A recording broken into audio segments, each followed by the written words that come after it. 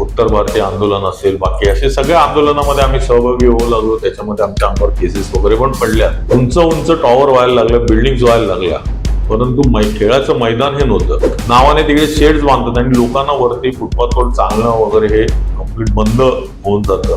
त्यावेळेला मग आमच्या अंगावर खोट्या नाट्या केसेस वगैरे सगळ्या झाल्या. त्याकरता आम्हाला जेलमध्ये जावं लागलं. तरी पण साहेबांनी मला राजीनामा द्यायला सांगितलं आणि मला उभं राहायला सांगितलं.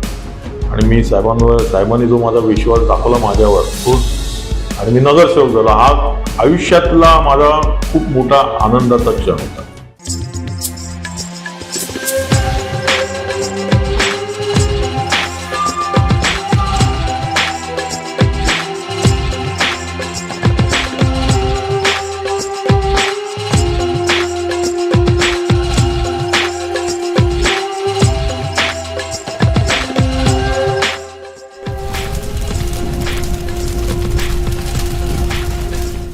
नमस्कार मंडळी, मी माधवी वाडकर नवराष्ट्र मुंबईमधून तुम्हा सगळ्यांचं मनापासून स्वागत करते. याच्या भागात आपण भेटणार आहोत महाराष्ट्र नवनिर्माण कामगार सेनेचे नेते, उत्तम संघटक, मराठी माणसांच्या प्रश्नांवरती सदैव अग्रेसर असणारे, तसंच राजसाहेबांचा निष्ठावंत असा महाराष्ट्रीयन कार्यकर्ता, सर्वसामान्यांचे मराठी प्रश्न असो किंवा त्यांच्या काही समस्या त्यांच्यासाठी उभा राहणारा तडफदार असं व्यक्तिमत्व असणारे कार्यकर्ता म्हणजेच वरळी विधानसभेचे विभाग अध्यक्ष श्री संतोष धुरी साहेब.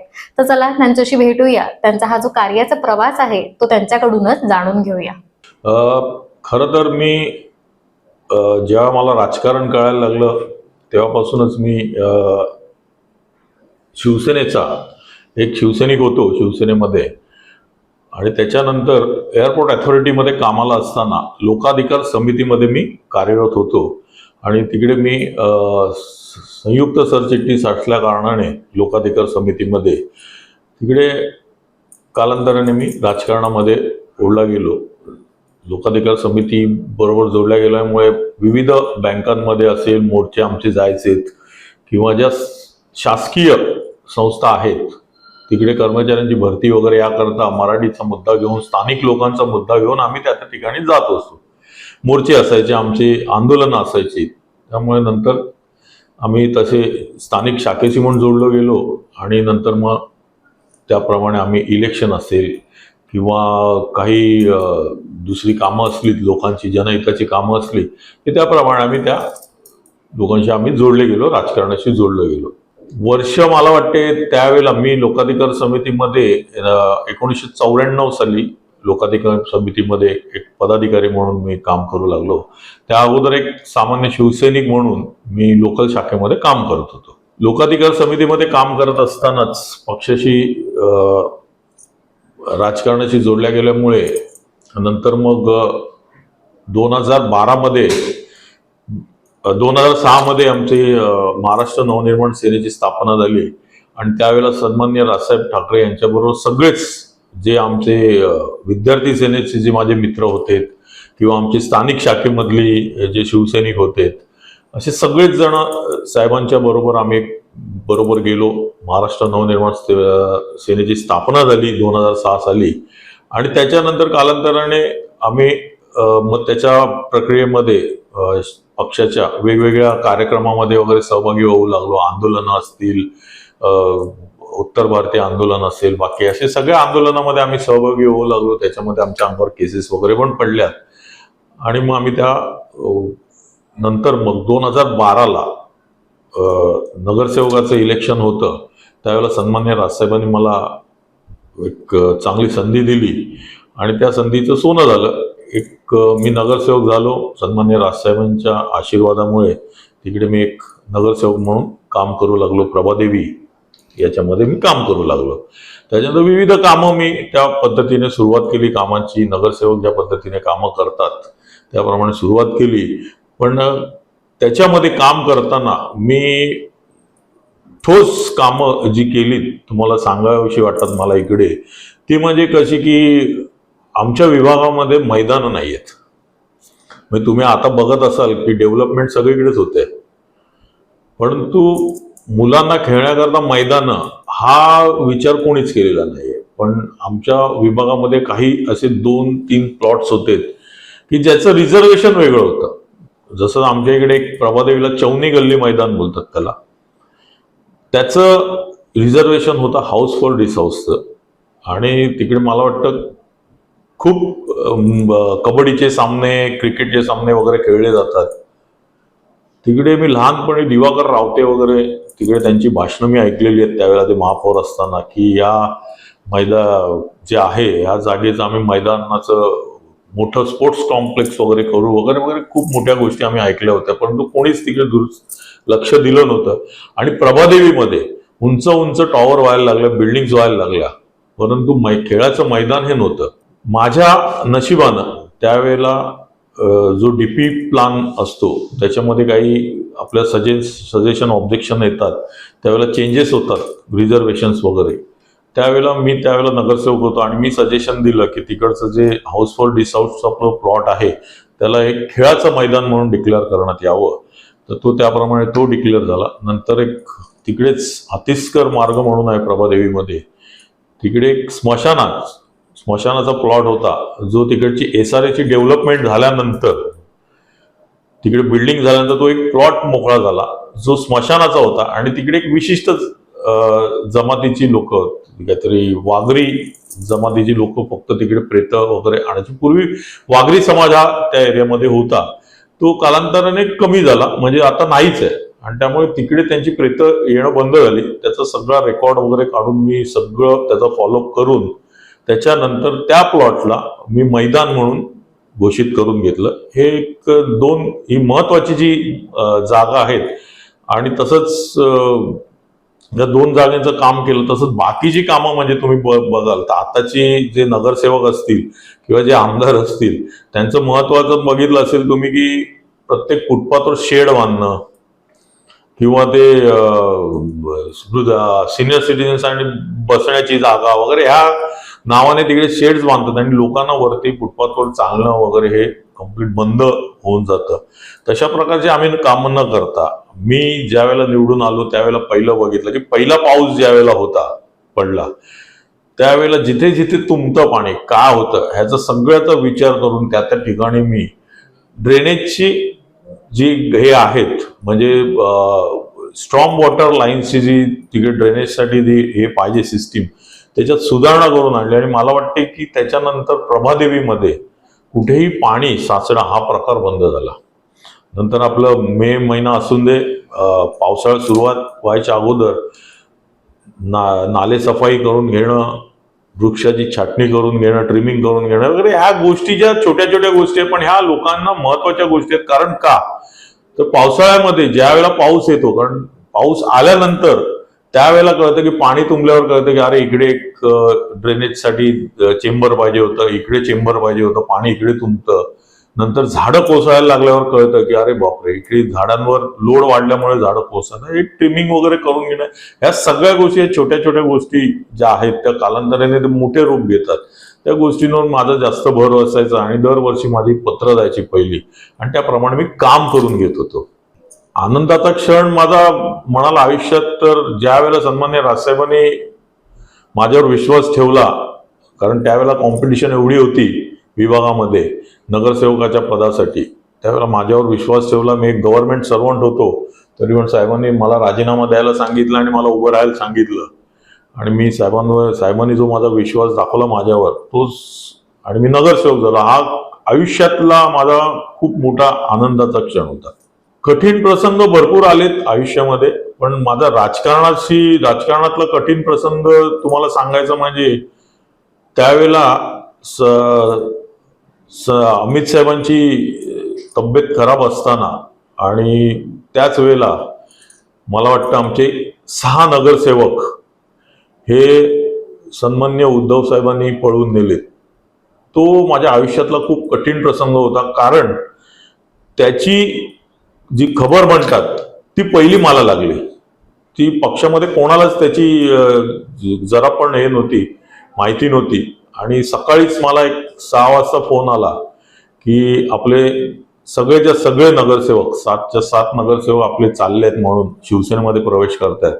तो माझ्या आयुष्यातला खूप कठीण प्रसंग होता, कारण ते सन्मान्य राजसाहेबांना मला सांगायचं होतं पण ते मी सांगणार कसं, कारण खूप वाईट गोष्ट होणार होती. तर ती मी सन्माननीय राजसाहेबांना ज्या वेळेला मी तिकडे जाऊन सांगितलं की साहेब असे आपले नगरसेवक फुटतायत म्हणून, तर त्यावेळेला मला साहेबांनी माझ्यावर विश्वासच ठेवला नाही प्रथम. आणि त्यावेळेला खूप वाईट वाटलं की जो साहेबांचा विश्वास होता आपल्या नगरसेवकांवर, आपल्या कार्यकर्त्यांवर, आणि तो त्याला तडा देऊन ती लोक ज्यावेळेला शिवसेनेत निघून गेली, माझ्या आयुष्यातला खूप मोठा कठीण प्रसंग होता. खरं तर फॅमिलीचा सपोर्ट मिळवणं खूप कठीण असतं, कारण आमच्या पक्षाची जी स्थापना झाली तेव्हापासूनच आम्ही रस्त्यावर उतरलेलो आहोत. रस्त्यावरची आंदोलनं असतील, जनहितासाठी आम्ही सत्तेमध्ये ज्या आहेत त्यांच्यासाठी त्यांच्या विरोधात भांडणं असतील, यावेळेला मग आमच्या अंगावर खोट्या नाट्या केसेस वगैरे सगळ्या झाल्या. त्याकरता आम्हाला जेलमध्ये जावं लागलं. कधीच आयुष्यात लॉकअप बघितलं नव्हतं, ते आम्ही जेल बघितलं. खड्ड्यांचा प्रश्न होता, त्यावेळेला आम्ही त्या इंजिनियरला त्या खड्ड्यामध्ये उभं केलं होतं, मी आणि संदीप देशपांडे यांनी, आणि त्यावेळेला आम्हाला जेल झाली होती. त्यावेळेला खरोखर म्हणजे माझी पत्नी असेल, माझी आई असेल, यांनी मला खूप चांगला सपोर्ट केला. की म्हणजे अक्षय तुम्हाला एक आठवण सांगतो तुम्हाला, की ज्या वेळेला आमच्यावर आमच्या एका कार्यकर्त्यावर कांदिवलीला हल्ला झाला होता फेरीवाल्यांचा, आम्ही फेरीवाल्यांच्या विरोधात ज्या वेळेला मनसेने रान उठवलेलं होतं, त्यावेळेला आमच्या कांदिवलीच्या एका कार्यकर्त्यावर आमचा हल्ला झाला होता. तर त्यावेळेला त्याचा निषेध म्हणून आम्ही संजय निरुपम यांचं कार्यालय हे आम्ही टार्गेट केलं, आणि त्याप्रमाणे ते कार्यालय फोडायचं हे ठरलं होतं. आणि त्यावेळेला ज्यावेळेला मी घरातनं निघालो, सकाळी निघत होतो की बाबा आज जायचंय, आणि माहिती नव्हतं की कधी परत येईन म्हणून, त्यावेळेला जेव्हा मी माझ्या पत्नीला सांगितलं, मला सकाळी पत्नीने विचारलं की बाबा कुठे निघालं सकाळीच, तर त्यावेळेला मी तिला तेच सांगितलं, आता 8 दिवस काय वाट बघू नकोस, 8 दिवसानंतर येणार. त्यावेळेला ती हसली आणि म्हणाली हे नेहमीच झालंय तुझं. म्हणजे ह्याप्रमाणे खूप सुंदर सपोर्ट मला घरून, फॅमिलीने, माझ्या मिसेसने, माझ्या आईने, माझ्या मुलांनी, सगळ्यांनीच चांगला सपोर्ट. कार्यकर्ता आणि नेता याच्यामध्ये आमचा जो पक्ष आहे, आमच्या पक्षामध्ये महाराष्ट्र नवनिर्माण सेनेमध्ये हा खालून जो वरती जातो कार्यकर्ता, तोच पुढे नेता होतो. आणि तसेच नेते आहेत सगळे आमच्याकडे. सन्माननीय राजसाहेबांनी, म्हणजे ज्या वेळेला मला वाटतं की पक्षाची, बघा कसं असते, एखाद्या पक्षाची चांगली स्थिती असते, एकदा चांगलं इमेज असते, त्यावेळेला कसं सगळ्यांची धावपळ असते, सगळे बाहेरचे नेते वगैरे, म्हणजे नगरसेवक असतील, आमदार असतील, मोठे नेते असतील, ते लगेच आपली स्वार्थ साधून त्या पक्षामध्ये लगेच येण्याचा प्रयत्न करतात. त्यावेळेला सन्माननीय राजसाहेबांनी एकच सांगितलं की माझा कार्यकर्ताच हा नगरसेवक असेल, माझा कार्यकर्ताच हा माझा आमदार असेल, माझा कार्यकर्ताच खासदार असेल. आणि त्याप्रमाणे आमच्या प्रत्येक कार्यकर्त्यांवर साहेबांनी विश्वास ठेवला आणि त्या कार्यकर्त्याला वाव दिला. तेच कार्यकर्ते आमचे आज मोठे नेते पण झालेले आहेत. म्हणजे तुम्ही बघितलं असेल, अविनाश जाधव असतील, संदीप देशपांडे असतील, अभिजित मानसे असतील, अमेय खोपकर असतील, हे सगळे नेते खालूनच गेलेले वरती आहे. ते कोणी घराणेशाही सारखं वरून आणून ठेवलेले नेते नाही. त्यामुळे आमच्यामध्ये नेता आणि आमचा कार्यकर्ता हे सगळे सारखेच आहेत साहेबांकडे. कसं आम्ही शिवसेनेमध्ये होतो, सन्मान्य हिंदू हृदय सम्राट बाळासाहेब ठाकरे यांच्या मार्गदर्शनाखाली आम्ही काम करत होतो. पण त्याच वेळेला सगळे आम्ही सन्मान्य राजसाहेबांबरोबर काम करत होतो, कारण राजसाहेबांची जी पद्धत होती काम करण्याची ही सगळ्यांना आम्हाला आवडत होती. एक यंग जनरेशन सगळे, आणि त्या डॅशिंग साहेबांचं भाषण असून दे, साहेबांचं बोलणं असून दे, किंवा साहेबांचं वागणं असून दे, आणि जो एक डॅशिंगपणा होता साहेबांचा, हा सगळ्यांनाच आम्हाला आवडायचा. आणि सगळेच आम्ही त्यावेळेपासून साहेबांना जोडले गेलेलो होतो. आणि नंतर आम्हाला पण कळत होतं की साहेबांना कसं डावललं जात आहे, कसं बाजूला केलं जात आहे, की एक चांगलं वक्तृत्व असलेला माणूस जे सगळीकडे दौरे करत होते, सन्मान्य बाळासाहेबांबरोबर पण दौरे करायचे, नंतर स्वतः पण वेगळे दौरे करायला लागले, आणि त्यांच्या दौऱ्याला एवढा प्रतिसाद असायचा, त्यांच्या सभांना एवढा प्रतिसाद. मला एक प्रसंग आठवतो, तुम्हाला सांगतो. लोकाधिकार समितीमध्ये होतो मी, एअरपोर्ट अथॉरिटीमध्ये. आमची लोकाधिकार समितीची एक गोरेगाव नेस्कोमध्ये एक मोठी मेळावा लावला होता लोकाधिकार समितीचा. तेव्हा शिवसेनेमध्ये आम्ही सगळे होतो. त्यावेळेला सन्मान्य बाळासाहेब ठाकरे हे येणार होते त्यावेळेला. शेवटचं जे असतं ना, समारोपाचं शेवटचं भाषण असतं, त्याला 2 दिवस अधिवेशन चालू होतं. दुसऱ्या दिवशी शेवटच्या दिवशी सन्माननीय बाळासाहेब ठाकरे येणार होते भाषणाला आणि अचानक कळलं की साहेब काय येणार नाहीयेत, काही साहेबांचा तब्येतीचा प्रॉब्लेम झाला वगैरे. आणि सगळ्यांचंच हिरमोड, अरे बापरे आता काय एवढं. कारण कसं असतं की शेवटचं 2 दिवस अधिवेशन चालू आहे आणि शेवटचा पिरियड हा महत्वाचा असतो. आणि त्यावेळेला कळलं की बाळासाहेबांनी सन्मान्य राजसाहेबांना पाठवलं. ज्यावेळेला चर्चा अशी चाललेली की उद्धव साहेब येणार म्हणून, उद्धव साहेब म्हटल्यावर सगळ्यांचे चेहरे पडले होते. आणि ज्यावेळेला सन्मान्य राजसाहेब येणार असं कळलं त्यावेळेला सगळे एकदम म्हणजे प्रफुल्लित झालेत. आणि तो आनंद मला त्यावेळेचा आठवतो. आणि आम्ही म्हणजे कंटाळलेलो की आता चला आता घरी जाऊया, आता निघूया. पण तेव्हा कळलं की सन्मान्य राजसाहेब येणार तर सगळे थांबून राहिले. 1 तास का होईना, थोडे लेट आले साहेब पण आले. आणि साहेबांनी जे भाषण केलं त्यांनी पूर्ण आमच्या लोकाधिकार समितीचे जे कार्यकर्ते होते सगळ्यांना जिंकून टाकली, त्या सगळ्यांची मनं जिंकली. तो एक खूप मोठा म्हणजे मला लक्षात असलेला क्षण आहे. कसं आहे की आम्हाला चांगलं आठवतं की बाळासाहेबांचं एक वाक्य होतं की 90% समाजकारण आणि 10% राजकारण, हे सेम तसंच्या तसं सन्मान्य राजसाहेबांच्या अंगी आहे. ते त्यांचं कुठेही राजकारण म्हटलं ना की खोटं बोलणं किंवा लोकांना खोटी आश्वासनं देणं, ही गोष्टी अजिबात साहेब देत नाही. आणि जे रोखटोक जे आहे ते म्हणजे तुम्ही बघत असाल की सन्मान्य मोदी साहेब, पंतप्रधान आपले मोदी साहेब यांनी जिकडे कामं चांगली केली त्यांची स्तुती केली आणि जिकडे मोदी साहेबांचं काही चुकत असेल तिकडे त्यांनी रोखठोक सांगितलं की तुम्ही चुकताय म्हणून.